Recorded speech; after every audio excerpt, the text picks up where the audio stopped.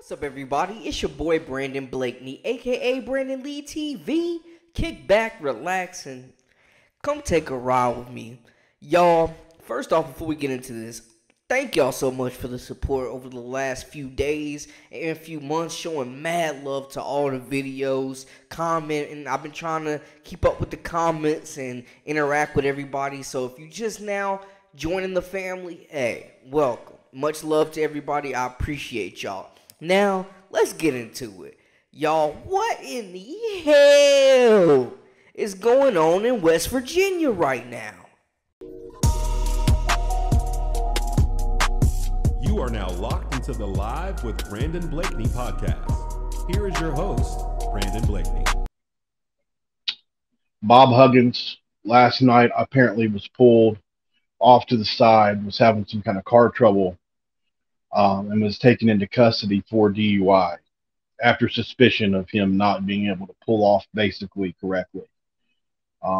The details are coming out as we go, but Bob Huggins has been officially arrested for DUI. That you see from the police report just shows that he just should not have been behind the wheel and could not perform field sobriety tests, could not indicate where he was or how he got there.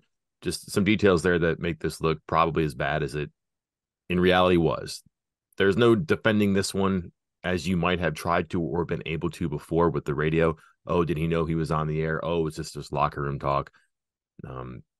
I can understand those conversations before. This one just seems like it's a bridge too far to really go over there and say, well, actually, let me explain to you how this happened. According to police reports, Huggins was driving a black SUV. One of his tires had been shredded. He was in the middle of the road, blocking and disrupting traffic.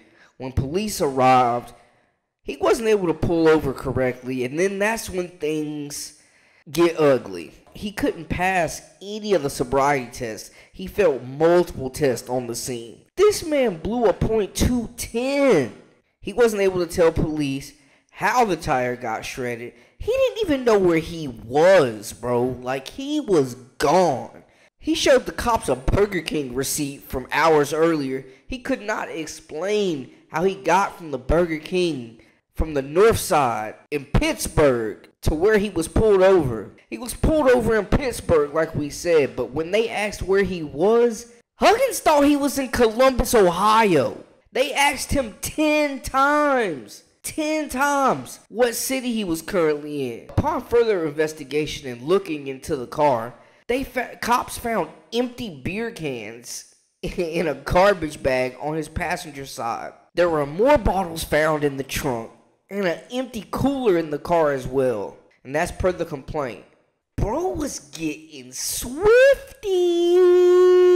What is going on? Like, why drive? I never understand, man. Like, if you booze and drive, you lose. Like, and this is, mind you, this is less than 2 months after he's already been suspended and had a pay cut. He had to take a pay cut because of the homophobic slurs that he let go on air on the radio. Have you poached any Savior guys to come to play for West Virginia? Catholics don't do that.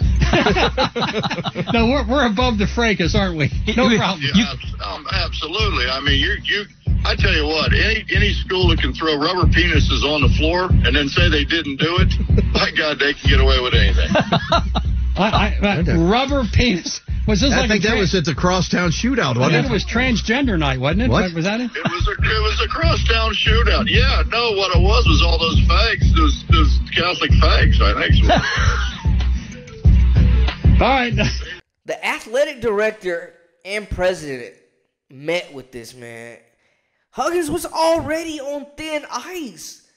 One more incident that brought attention like this, and they were talking about immediate termination. Now, reports say that they have met with players. They're trying to get this under wraps because, you know, when things like this happen, players start jumping ship, recruits start decommitting because the writing's on the wall, people. Bob Huggins is getting up out of there. They cleaning him up out of there.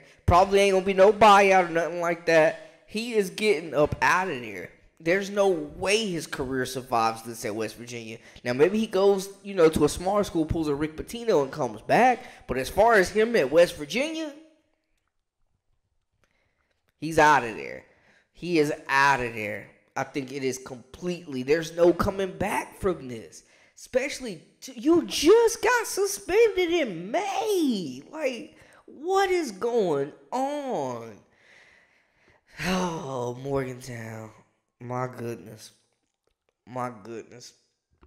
So, I think it's just a matter of when at this point, working out the details and trying to make sure that they go about this in the most politically correct manner, and they're able to just do this without drawing a whole lot of attention. But it's headlines everywhere. It's all over Twitter. People reacting. Everybody's on the same page on this one, talking about how in the world is he still there? Like, he should have been fired a couple months ago after that first offense. He survived that one, and now this happens. And we're not talking about, like, not saying I'm taking up for anything or it would matter, but just stating the obvious.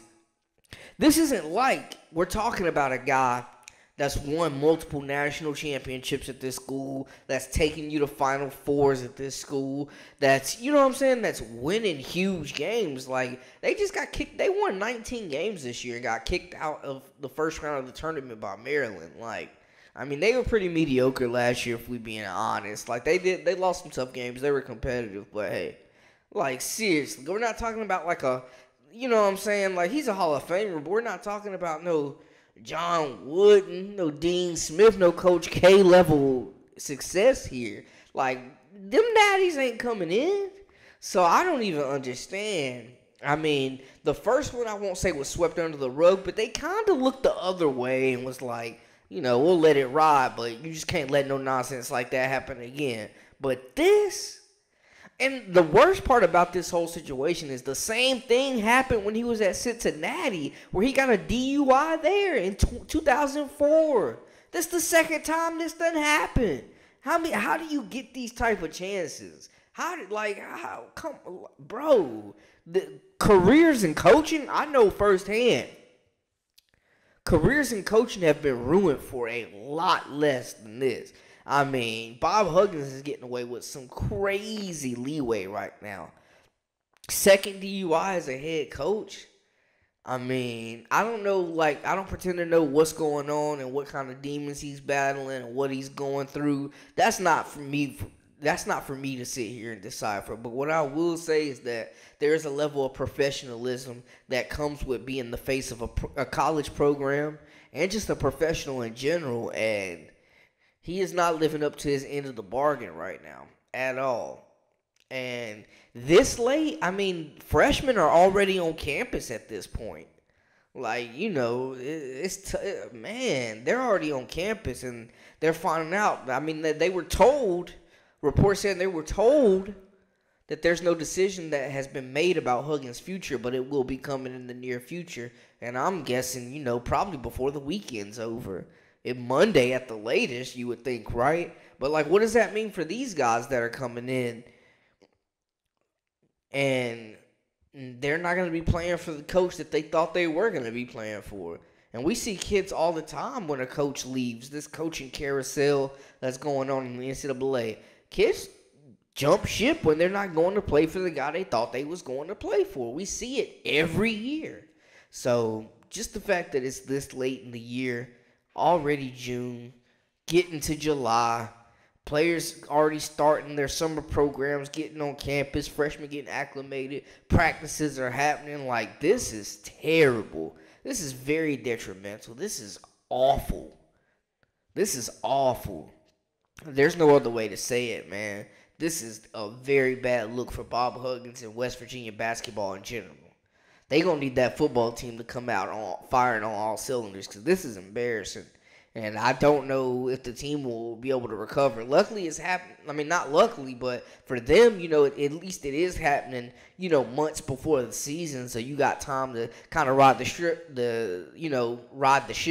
It ain't like what happened with Chris Beard at Texas during the season, right in the middle of. At least they're kind of getting out in front of it, and it's happening now. So they kind of get a chance to pull it together.